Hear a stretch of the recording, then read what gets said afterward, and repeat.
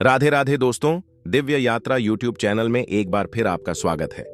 दोस्तों, बरसों पुरानी बात है जब पहाड़ों के नजदीक बसे हुए एक छोटे से गांव में एक बूढ़ा आदमी रहा करता था। वह अपने जीवन के आखिरी दिन गिन रहा था। उस बूढ़े आदमी ने अपनी सारी जिंदगी बड़ी ही गरीबी और संघर्ष में बिता दी थी। उसने न तो कोई महल खड़ा किया, न ही कोई बड़ा व्यापार खड़ा कर पाया। उसके पास न जमीन थी, न जायदाद और न ही कोई बड़ी दौलत। लेकिन फिर भी उसका दिल बहुत बड़ा था। जब उसकी मौत का समय करीब आया तो उसके पास केवल कुछ सोने के सिक्के बचे थे। ये सिक्के उसने अपनी पूरी उम्र की बचत से जोड़े थे। उस बूढ़े आदमी का एक ही बेटा था जिसका नाम था सुजान। वह अपने बेटे से बेहद प्यार करता था और चाहता था कि उसका बेटा उससे बेहतर जीवन जिए।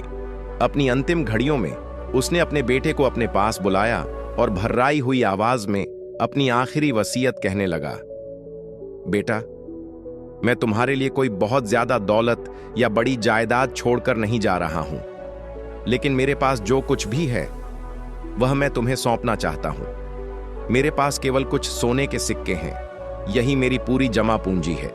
मैं चाहता हूं कि तुम इन सिक्कों को यूं ही खर्च मत करना, इनका इस्तेमाल एक खास मकसद के लिए करना। फिर उसने धीमे स्वर में आगे कहा, गांव से 5 कोस दूर जंगल के पास एक साधु जैसा आदमी रहता है। लोग उसे नसीहतों का व्यापारी कहते हैं। वह बहुत अनुभवी और बुद्धिमान है। तुम उसके पास चले जाना और इन सिक्कों के बदले उससे कुछ नसीहतें खरीद लेना। वह तुम्हें जो भी सीख देगा उन्हें जीवन भर याद रखना और उन पर चलना। वही असली धन होगा तुम्हारे लिए। सुजान ने अपने पिता की हर एक बात बड़े ध्यान और श्रद्धा से सुनी। उसने अपने पिता का हाथ थामते हुए कहा, हाँ पिताजी, जैसा आपने कहा है मैं बिल्कुल वैसा ही करूंगा। आपकी आखिरी इच्छा मेरे लिए आज्ञा के समान है।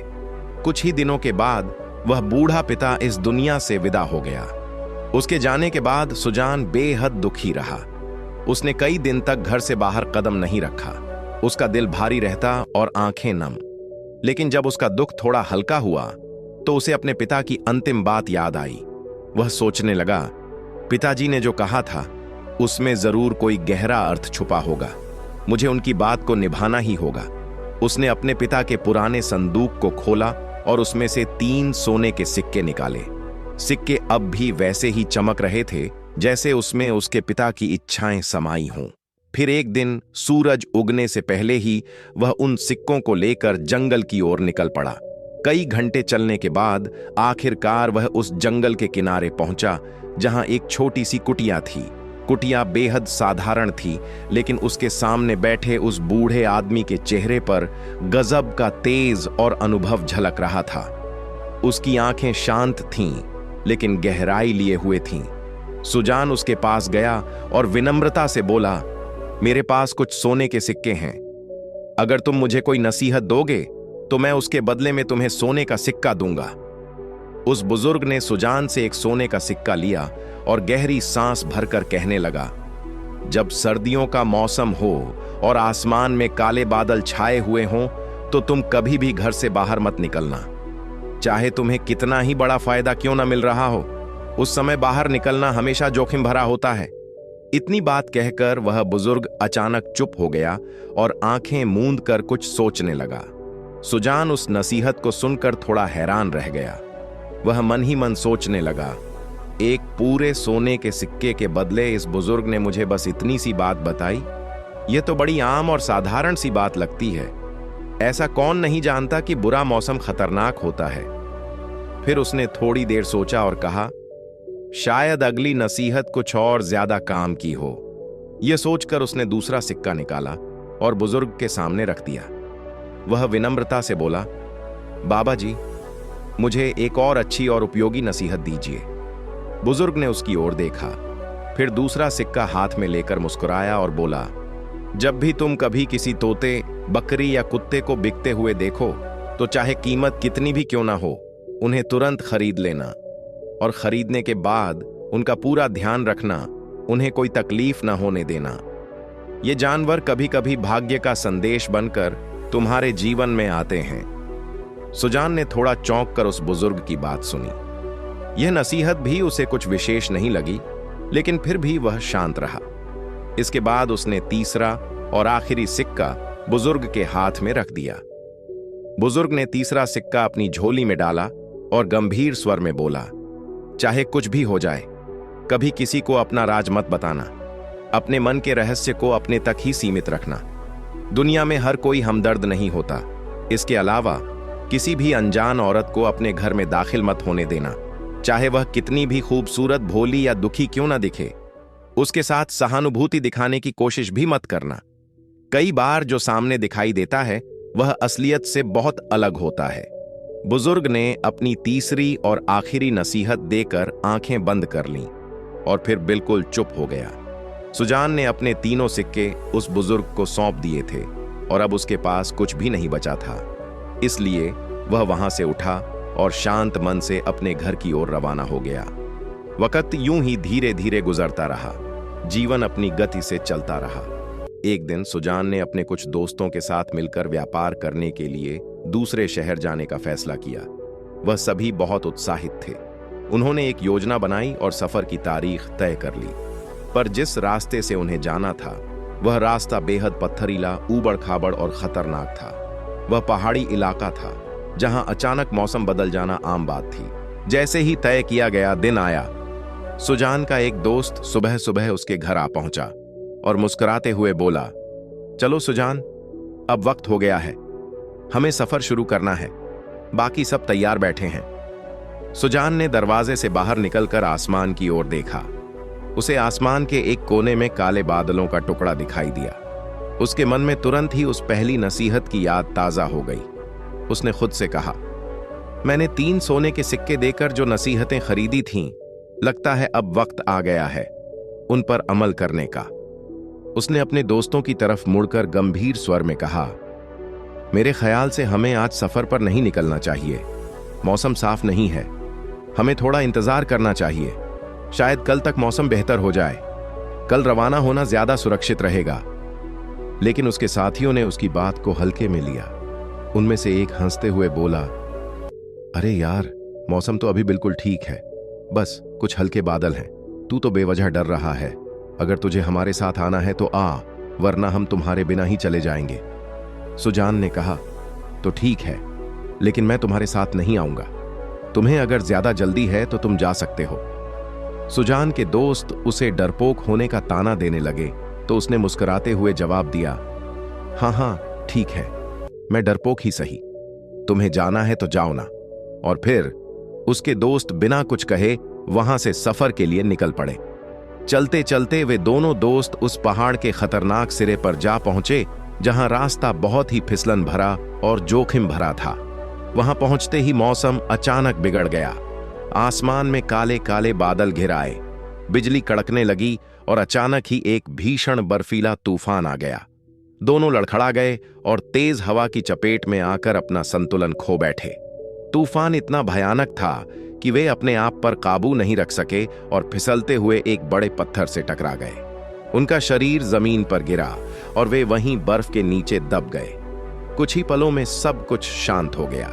पूरी पहाड़ी पर सिर्फ बर्फ की चादर दिखाई दे रही थी। अगले दिन जब सूरज निकला तो आसमान बिल्कुल साफ था। सुनहरी किरणें धरती पर फैलने लगीं। सुजान ने जब देखा कि मौसम अब एकदम ठीक है तो उसने अपने सफर की तैयारी की और पहाड़ी की ओर चल पड़ा।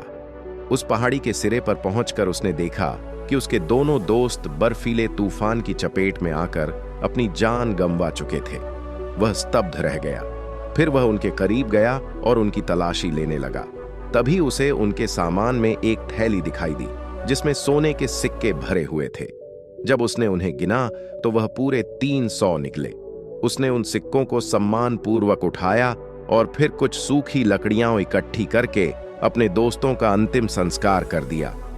अपने दिल में दुख के साथ श्रद्धांजलि देते हुए वह वहां से अपने आगे के सफर के लिए रवाना हो गया। चलते चलते सुजान गहराई से सोचने लगा, उस बूढ़े बाबा की दी हुई पहली नसीहत बिल्कुल सच साबित हुई और मेरे बहुत काम आई। अगर मैंने उनकी बात न मानी होती तो शायद आज मेरी भी वही हालत होती जो मेरे दोस्तों की हुई। मैं भी तूफान की चपेट में आ गया होता और जान से हाथ धो बैठता। लेकिन अब वह न सिर्फ सही सलामत अपनी मंजिल तक पहुंच गया था बल्कि उसके पास 300 सोने की अशर्फियां भी थीं। 3 अशर्फियों के बदले मिली नसीहत ने उसे 100 गुना बड़ा लाभ दिया था। वह मन ही मन सोच रहा था कि बूढ़ा बाबा सच में कोई साधारण व्यक्ति नहीं था, शायद कोई ईश्वर का दूत था जो भेष बदल कर आया था। जब वह दूसरे शहर में पहुंचा तो उसका मन बहुत प्रसन्न था। बाजार की चहल पहल देखकर वह मंत्रमुग्ध हो गया। उसने व्यापार के लिए कुछ सामान खरीदना चाहा, लेकिन उसे समझ में नहीं आया कि कहां से शुरुआत करे। थका हुआ होने के कारण उसने रात एक सराय में बिताई ताकि अगली सुबह ताजगी के साथ कोई निर्णय ले सके। अगली सुबह जब वह फिर से बाजार से गुजरा तो उसने देखा कि एक व्यापारी वहां बैठा हुआ है जिसके पास एक तोता, एक बकरी और एक कुत्ता है और वह उन्हें बेचने की कोशिश कर रहा है। सुजान ने जब यह नजारा देखा तो उसे तुरंत उस बूढ़े बाबा की दी हुई दूसरी नसीहत याद आ गई। उसका दिल जोर से धड़कने लगा और वह बिना देर किए उस व्यापारी के पास गया। उसने विनम्रता से पूछा, भाई, मैं इन तीनों जानवरों को खरीदना चाहता हूं, इनकी क्या कीमत है? वह व्यापारी, जो कि एक अजनबी को देखकर थोड़ा हैरान था, बोला, मैं इन तीनों को 300 अशर्फियों में बेचूंगा। पास खड़े लोग यह बात सुनकर जोर जोर से हंसने लगे और कहने लगे, एक तोता, एक बकरी और एक कुत्ते की कीमत 300 अशर्फियां? यह भला कौन देगा? इसीलिए तो तू सुबह से यहां बैठा है और कोई तुझसे कुछ नहीं खरीद रहा। यह सुनकर सुजान चुपचाप मुस्कुराया, जल्दी से आगे बढ़ा और उसने अपनी जेब से 300 सोने की मोहरें निकाली और उस व्यापारी के हवाले कर दी और तीनों जानवरों को खरीद लिया। अगले दिन वह अपने गांव वापस आ गया। घर आकर वह गहरी सोच में डूब गया। अब मैं इन जानवरों का क्या करूं? मेरे पिता इस दुनिया से विदा हो चुके हैं। मेरे दोस्त भी उस भयानक तूफान की चपेट में आकर मारे गए। अब मेरे पास जो भी बचत थी वह भी इन जानवरों को खरीदने में खर्च हो चुकी है। वह जानवरों की ओर देखता रहा। तीनों की हालत बहुत खराब थी। बकरी कमजोर हो चुकी थी, तोता सहमा हुआ सा एक कोने में बैठा था और कुत्ता लगातार दरवाजे की तरफ देख रहा था, मानो किसी को ढूंढ रहा हो। सुजान ने लंबी सांस लेते हुए सोचा, अब मैं क्या करूं? क्या इन्हें फिर से किसी और को बेच दूं या फिर बकरी को दूध के लिए रख लूं, कुत्ते को अपनी सुरक्षा के लिए और तोते से बातें करने के लिए? यह ख्याल उसके मन में बार बार आता रहा। कभी वह खुद को कोसता कि क्यों उसने 300 अशर्फियां इन जानवरों पर खर्च कर दी, तो कभी उसे लगता कि शायद इन जानवरों के पीछे कोई रहस्य छुपा हो जो अभी उजागर नहीं हुआ। सारा दिन वह इन्हीं बातों में उलझा रहा और जब रात आई तो वह उन्हीं उलझनों को सोचते सोचते बैठा बैठा ही नींद में डूब गया। रात को उसने एक अजीब सा सपना देखा। वह सपना इतना सजीव था कि जैसे वह असलियत हो। सपने में वह खुद को नंगे पैर, फटे हुए कपड़ों में पहाड़ों में भटकते हुए देखता है। चारों तरफ धुंध फैली होती है और वह किसी रहस्यमयी गुफा की तलाश में निकला होता है। अचानक एक ऊंचे पहाड़ के पीछे से धूप की एक किरण निकलती है और उसी किरण के प्रकाश में एक गुफा की झलक दिखाई देती है, जिसके भीतर बेशकीमती खजाना रखा होता है। सोने चांदी की ईंटें, हीरे जवाहरात और पुराने सिक्कों की थैलियां। सुबह जब सुजान की आंख खुली तो उसका मन बहुत विचलित था। वह बिस्तर पर उठकर बैठ गया और अपने सपने के बारे में गहराई से सोचने लगा। क्या यह सपना कोई संकेत था या फिर केवल मेरे दिल की इच्छा? वह सोचता रहा। थोड़ी देर बाद उसने ठान लिया कि चाहे कुछ भी हो, अब वह खाली बैठने से बेहतर है कि उस गुफा की तलाश शुरू की जाए। उसने वही पुराना कपड़ा पहना, एक लकड़ी की छड़ी उठाई और निकल पड़ा पहाड़ों की ओर। सारा दिन वह पहाड़ों की खाक छानता रहा। ऊंची नीची चट्टानों पर चढ़ते, झाड़ियों से खुद को बचाते वह आगे बढ़ता रहा, लेकिन गुफा उसे नहीं मिली। शाम होते होते वह थक गया। उसने कुछ घास काटी, अपने तीर कमान से एक छोटा सा शिकार किया और घर लौट आया। बकरी के सामने उसने घास डाली, शिकार को पकाकर खाया और कुछ हिस्सा कुत्ते को भी दे दिया। तोते के लिए उसने बाजरे के कुछ दाने पास रख दिए जो उसने गांव से लाकर रखे थे। धीरे धीरे यह उसकी दिनचर्या बन गई। हर सुबह वह निकलता, गुफा की तलाश करता और शाम को लौटकर जानवरों की देखभाल करता। दिन पर दिन बीतते गए, मौसम बदलते रहे, लेकिन उसे हर बार खाली हाथ ही लौटना पड़ता। कभी कभी वह उदास हो जाता तो कभी खुद को सांत्वना देता कि शायद एक दिन उसका भाग्य जरूर चमकेगा। एक दिन जब वह थक कर घर के एक कोने में बैठा हुआ था तो अचानक उसके मन में उस बूढ़े बाबा की छवि उभर आई जिसने उसे 3 अनमोल नसीहतें बेची थीं। वह सोचने लगा कि क्यों ना एक बार फिर से उस बुजुर्ग के पास जाया जाए। शायद वही व्यक्ति जिसने कभी 3 नसीहतें देकर उसकी जिंदगी की दिशा बदल दी थी अब फिर से उसकी कुछ सहायता कर सके। उसे यह उम्मीद थी कि शायद इस बार उसे कोई नया रास्ता दिखे, कोई नई राह मिले। सुजान ने बिना देर किए तुरंत उस नसीहत बेचने वाले बुजुर्ग के पास जाने का निश्चय किया। लंबा रास्ता तय करने के बाद वह उस झोपड़ी के पास पहुंचा जहां पहले वह बुजुर्ग मिला था। वहां पहुंचते ही उसने बड़ी नम्रता से उस वृद्ध साधु से प्रार्थना की और कहा, बाबा, मेरी हालत बहुत खराब है। मैंने आपकी दी हुई तीनों नसीहतों को अपनाया, लेकिन अभी भी मेरी जिंदगी में कोई बड़ा बदलाव नहीं आया। कृपया मुझे कोई और मार्गदर्शन दें। बुजुर्ग आदमी शांत चेहरे से उसकी ओर देखने लगा, फिर धीरे से मुस्कुराया और बोला, बेटा, जो नसीहतें मैंने तुम्हें दी थीं वही तुम्हारे जीवन को बदलने के लिए काफी हैं। अगर तुम उन्हें सच्चे मन से अपनाओगे तो जीवन में कभी कोई दुख या असफलता तुम्हें तोड़ नहीं सकेगी। बस इस बात का ध्यान रखना कि जैसे भी हालात हों, तुम्हें कभी हार नहीं माननी है। तुम्हें हर परिस्थिति में मेहनत करते रहना है और ईश्वर पर अटूट विश्वास बनाए रखना है। इतना कहकर वह बुजुर्ग फिर से खामोश हो गया और आंखें बंद कर ध्यान की अवस्था में चला गया। सुजान को समझ आ गया कि अब उसे खुद ही अपने जीवन का रास्ता तलाशना होगा। उसने बुजुर्ग को प्रणाम किया और वापस अपने गांव लौट आया। घर आकर उसने देखा कि उसका तोता पिंजरे से गायब था। वह उड़ चुका था और किसी अनजान दिशा में निकल गया था। हैरानी की बात यह थी कि बकरी ने उसे उड़ते हुए देख लिया था और वह उसके पीछे पीछे दौड़ पड़ी थी। दोनों जानवर कब और किस दिशा में गए इसका कोई पता नहीं चल पा रहा था। वह दोनों अब गांव से बहुत दूर जा चुके थे। सुजान चिंतित हो गया। दिन ढल चुका था और आसमान में अंधेरा घिरने लगा था। इसलिए उसने यह फैसला किया कि वह सुबह होते ही उनकी तलाश में निकलेगा। लेकिन रात भर वह बेचैनी में करवटें बदलता रहा। उसके मन में एक के बाद एक विचार आ रहे थे। मेरे सपने ने मुझे क्या दिया? सिर्फ भटकाव, थकान और उम्मीदें जिनका कोई नतीजा नहीं निकला। न कोई खजाना हाथ लगा, न कोई दिशा मिली। उल्टा मेरा तोता और बकरी भी मुझसे बिछुड़ गए। क्या यह मेरी सबसे बड़ी गलती थी? सुबह हुई तो वह पहले से ज्यादा दृढ़ संकल्प के साथ उठा। उसने अपने कुत्ते को साथ लिया और तोते व बकरी की तलाश में निकल पड़ा। उसका कुत्ता बहुत समझदार था। उसने जिस रास्ते से बकरी और तोता निकले थे उसकी गंध सूंघनी शुरू की और सीधा जंगल की ओर चल पड़ा। सुजान अपने कुत्ते के पीछे पीछे चलता रहा। रास्ता कभी पत्थरीला होता, कभी झाड़ियों से भरा, लेकिन कुत्ता बिना रुके आगे बढ़ता गया। कुछ देर बाद वह एक ऐसे अजीब रास्ते पर पहुंचा जो वह पहले कभी नहीं देख पाया था।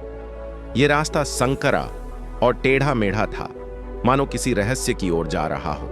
थोड़ी ही देर में वह रास्ता एक बड़ी सी गुफा पर आकर खत्म हो गया। जब सुजान ने उस गुफा को देखा तो उसकी आंखें हैरानी से फैल गईं। उसका दिल तेजी से धड़कने लगा, क्योंकि यह वही गुफा थी जिसे वह बार बार अपने सपनों में देखा करता था। वह बिना समय गंवाए कांपते कदमों से गुफा के अंदर दाखिल हुआ। गुफा के भीतर कुछ दूर चलने के बाद अचानक उसका दिल जोर से धड़क उठा। वहां पर उसने जो दृश्य देखा वह उसके होश उड़ाने के लिए काफी था। सामने की दीवार के पास एक जगह पर उसका तोता बैठा हुआ था और बकरी खड़ी थी।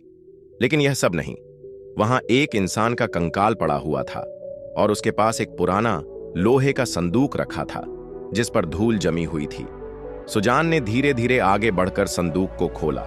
उसके भीतर जो था उसे देखकर उसकी सांसें थम गईं। वह संदूक खजाने से भरा हुआ था। सोने चांदी के सिक्के, हीरे जवाहरात और कई बेशकीमती चीजें उसमें रखी थीं। वह दृश्य अविश्वसनीय था। उसका दिमाग तेजी से सोचने लगा, यह तोता और बकरी यहां कैसे पहुंचे और यह कंकाल किसका है? फिर धीरे धीरे सच्चाई सामने आने लगी।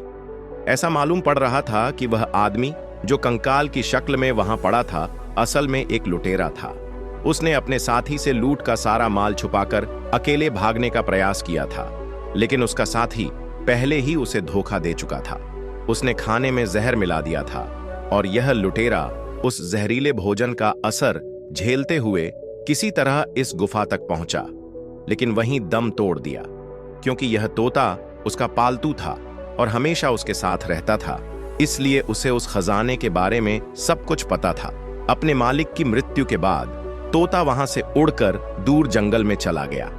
वहां एक शिकारी ने उसे पकड़ लिया और फिर बाजार में ले जाकर बेच दिया। यही तोता किस्मत से सुजान के पास आ गया था, परंतु जब उसे मौका मिला तो वह अपने पुराने मालिक की याद में उड़ता हुआ वापस उसी गुफा में चला गया, जहां उसका मालिक अब मृत होकर एक कंकाल में बदल चुका था। सुजान ने जब यह दृश्य देखा तो उसे न केवल हैरानी हुई, बल्कि एक अजीब सी अनुभूति भी हुई। उसने संदूक को अपने हाथों से उठाया जिसमें खजाना भरा हुआ था, और अपने प्रिय जानवरों तोते, बकरी और कुत्ते को लेकर चुपचाप अपने घर वापस लौट आया। इस पूरी घटना के बारे में उसने किसी से एक शब्द भी नहीं कहा, न ही खजाने का जिक्र किया। कुछ ही दिनों में सुजान के जीवन में बदलाव आने लगे। अब उसके पास वह दौलत थी जिसकी कभी उसने कल्पना भी नहीं की थी। धीरे धीरे उसने उस खजाने का एक छोटा हिस्सा निकाला और अपने लिए एक बड़ा, सुंदर और मजबूत घर बनवाया। वह अपने पुराने टूटे फूटे मकान को छोड़ चुका था और अब एक नई शुरुआत कर रहा था। हालांकि भौतिक सुख सुविधाएं उसके पास आ चुकी थीं, लेकिन उसके जीवन में अकेलापन था। न तो अब उसके माता पिता जीवित थे, न ही कोई करीबी दोस्त बचा था। केवल उसके पालतू जानवर ही अब उसके जीवन के साथी बन चुके थे। वही उसका परिवार थे, वही उसकी दिनचर्या के साथी। इस तन्हाई को दूर करने के लिए सुजान ने यह फैसला किया कि अब उसे विवाह कर लेना चाहिए। वह एक लड़की को पहले से पसंद करता था, जिसे वह अक्सर बाजार या मंदिर में देखा करता था। उसने अपने कुछ विश्वसनीय जान पहचान वालों से बातचीत की और रिश्ते की बात चलाई। बात बन गई और फिर तय तारीख पर उसने उसी लड़की से शादी कर ली। इसके बाद सुजान का जीवन एक नई दिशा में बढ़ने लगा। अब वह पहले से अधिक संतुष्ट और खुश रहने लगा। उसकी पत्नी एक समझदार, धार्मिक और दयालु महिला थी, जो हर परिस्थिति में उसका साथ निभाती थी। सुजान अब तक 2 नसीहतों पर अमल कर चुका था, लेकिन तीसरी और सबसे कठिन नसीहत की परीक्षा अभी शेष थी।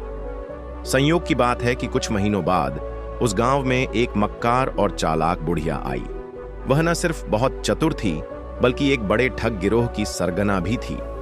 उसे जब यह जानकारी मिली कि इस गांव में सुजान नाम का एक आदमी है जो अचानक ही बहुत अमीर हो गया है और जिसके पास कोई रहस्यमयी खजाना है, तो उसकी नजर सुजान की संपत्ति पर टिक गई।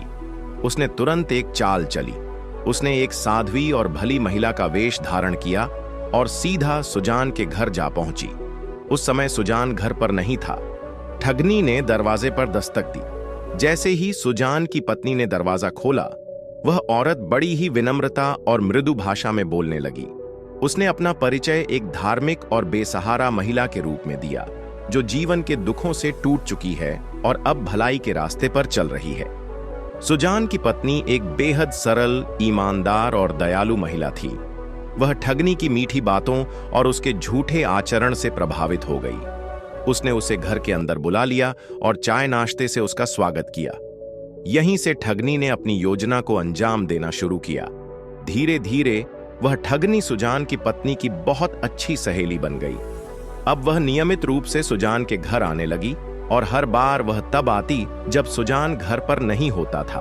उसने अपनी चिकनी चुपड़ी बातों से सुजान की पत्नी का भरोसा जीत लिया और फिर बड़ी चालाकी से उस खजाने का राज उगलवा लिया। अब उसे पूरी तरह से यह मालूम हो चुका था कि सुजान ने अपना खजाना कहां छुपा रखा है। असल में सुजान ने अपने खजाने को अपने पुराने मकान में छिपा दिया था, जो अब वीरान और खंडहर बन चुका था। वह वही घर था जिसमें सुजान ने अपना बचपन गुजारा था और जो अब समय की मार से टूट चुका था। खजाने को उसने जमीन में गाड़कर एक खास जगह पर छिपाया हुआ था, जहां किसी को भी शक न हो। अब यह राज उस ठगनी को पता चल चुका था। उसने मौका मिलते ही अपने गिरोह के कुछ चुने हुए शातिर साथियों को बुलाया और एक रात चुपके से अंधेरे का फायदा उठाकर उस खजाने को वहां से निकाल लिया। उन्होंने बड़ी सफाई से खजाने वाला संदूक उखाड़ा और उसे लेकर गांव से बहुत दूर निकल गए ताकि कोई उनका पीछा भी न कर सके। कुछ दिन यूं ही गुजरते रहे। सुजान को इस चोरी की भनक तक नहीं लगी। एक दिन जब वह अपने काम से फारिग होकर घर लौटा तो उसने अपनी पत्नी से कहा, अब हमें खजाने का बाकी हिस्सा भी निकाल लेना चाहिए ताकि मैं कोई अच्छा कारोबार शुरू कर सकूं। घर में बैठे बैठे खाना किसी समझदारी का काम नहीं है। अगर समंदर जितनी भी दौलत हो तो भी वह एक न एक दिन खत्म हो ही जाती है। उसकी पत्नी ने सहमति जताई। अगली सुबह दोनों अपने पुराने घर की ओर चल पड़े। सुजान के दिल में उत्साह भी था और उम्मीद भी। जब वे वहां पहुंचे जहां उसने खजाना छिपाया था तो वह नजारा देखकर सुजान के पैरों तले जमीन खिसक गई। वह जगह पूरी तरह से खुदी हुई थी और वहां खजाने का कोई नामो निशान नहीं था। उसने पूरे खंडहर को छान मारा, मिट्टी पलटी, दीवारों को खंगाला, पर खजाना तो जैसे हवा हो चुका था। असल में वह संदूक तो उस ठगनी और उसके साथियों के हाथ पहले ही लग चुका था। अब पछताने के सिवा सुजान के पास और कोई रास्ता नहीं बचा था।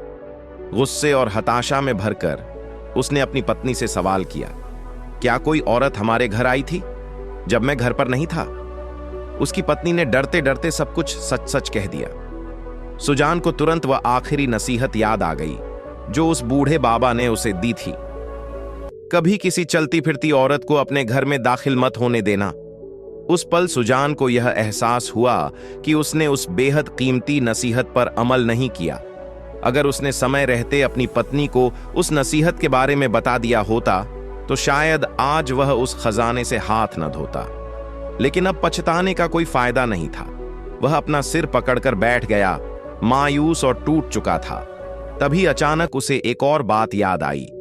जब वह नसीहत बेचने वाले उस बूढ़े बाबा से मिलने गया था तब उन्होंने उसे यह भी कहा था कि जब कभी तुम्हारे हाथ से दौलत फिसल जाए तो हिम्मत मत हारना, पछताना नहीं बल्कि सब्र और मेहनत से काम लेना। दौलत हो या ना हो, तुम्हारी असली ताकत तुम्हारी मेहनत है। आज इस कठिन घड़ी में सुजान को वह बात पूरे मन से समझ आ रही थी। उसे यह भी समझ आया कि उसके बूढ़े पिता ने क्यों उसे उस नसीहत बेचने वाले के पास भेजा था। यह जिंदगी सिर्फ दौलत से नहीं चलती, बल्कि बुजुर्गों की बातें, उनके अनुभव और उनके दिए गए सबक ही सच्ची दौलत होते हैं। खजाने का संदूक खो जाने के बावजूद सुजान यह बात अच्छी तरह समझ चुका था कि इंसान की असली पूंजी उसकी मेहनत, हिम्मत और बड़ों की सीख होती है। इसलिए उसने यह ठान लिया कि अब वह पिछली गलती पर पछताने की बजाय नए सिरे से जिंदगी शुरू करेगा और फिर से अपने भाग्य को अपने हाथों से बनाएगा। अब उसके पास जो थोड़ी बहुत जमा पूंजी बची थी उसे उसने संजोकर एक बार फिर व्यापार शुरू किया। इस बार वह हर कदम सोच समझकर रख रहा था। दिन रात मेहनत करता, थकता नहीं, रुका नहीं। उसे जो भी आमदनी होती उसमें से वह घर के खर्च निकालता और बाकी पैसों को एक छोटे से संदूक में जमा करता जाता। ईश्वर ने उसकी मेहनत में ऐसी बरकत डाली कि कुछ ही महीनों में उसका काम चल निकला। उसका व्यापार धीरे धीरे बढ़ता गया। उसके सामान की गुणवत्ता और ईमानदारी ने लोगों का भरोसा जीत लिया और अंततः वह फिर से मालामाल हो गया। एक समय जो आदमी खजाने से अमीर बना था अब मेहनत से बन रहा था और वह शहर के सबसे बड़े कपड़ों के व्यापारी के रूप में मशहूर हो गया। तो दोस्तों, यह कहानी हमें सिखाती है कि आपके पास चाहे दुनिया की दौलत छीन जाए, लेकिन कभी भी हमें हिम्मत नहीं हारनी चाहिए, बल्कि हमेशा मेहनत और ईश्वर पर भरोसा करके आगे बढ़ते रहना चाहिए। तो दोस्तों, हमारी आज की कहानी यहीं समाप्त होती है। कहानी कैसी लगी हमें कमेंट्स में जरूर बताना और अच्छी लगी हो तो वीडियो को लाइक और चैनल को सब्सक्राइब करना ना भूलना। राधे राधे।